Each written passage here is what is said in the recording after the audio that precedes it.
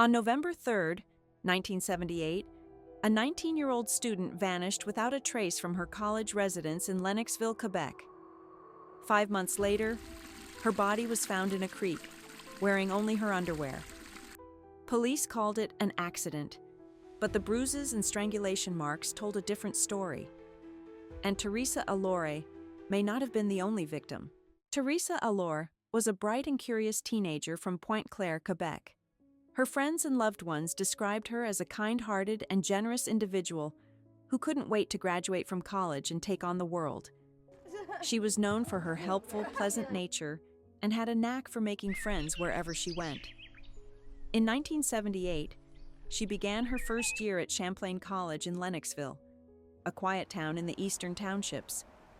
But what should have been the start of an exciting new chapter ended in a mystery that remains unsolved to this day. Theresa had recently returned to school after a brief stay at home and was trying to get her academic life back on track. That evening, she reportedly turned down offers from friends to go out, saying she planned to study. She lived in a student residence roughly 8 kilometers from the main campus. There was a shuttle bus, but if students missed the last one, many hitchhiked back. Did Theresa hitchhike that night? A student later told a private investigator hired by the Allore family that she saw Theresa around 9 p.m. in the residence. Theresa had made plans to hang out with 2 other girls later that night, but she never showed up. That's when concern truly began to grow.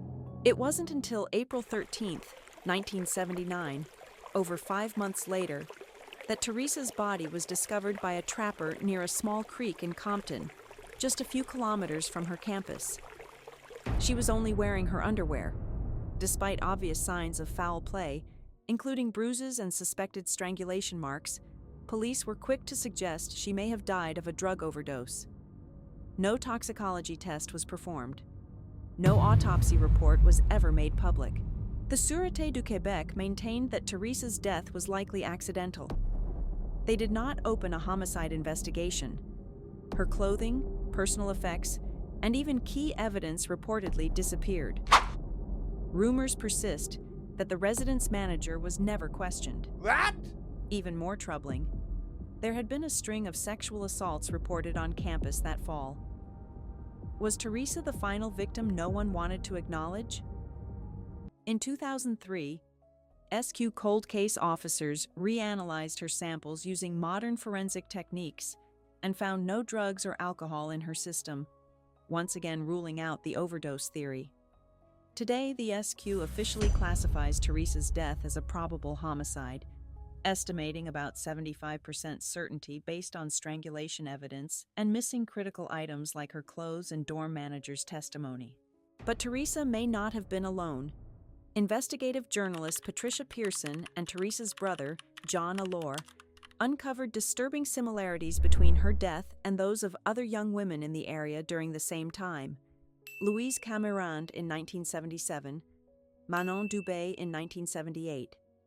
Like Theresa, they were found in isolated areas, partially clothed, with signs of violence. The SQ has since adopted geographic profiling to re-examine the region's dark past.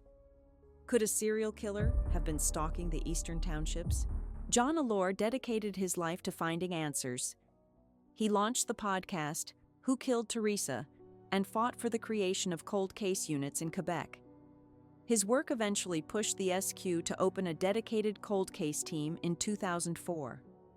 In 2018, he was awarded the Senate's Sesquicentennial Medal for his tireless advocacy. Tragically, John passed away in 2023, but his fight lives on. Theresa Allore's death is no longer officially dismissed. It's now a probable murder, with forensic support, geographic profiling, and a credible suspect. Yet decades later, no charges have been filed. But maybe the most disturbing truth is how many victims it took before anyone finally paid attention. Thank you for watching.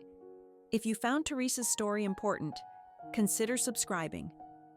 New chilling unsolved cases are coming every week, and if you have information about Theresa Allore's death, contact the Sûreté du Québec's cold case team. Because some truths refused to stay buried.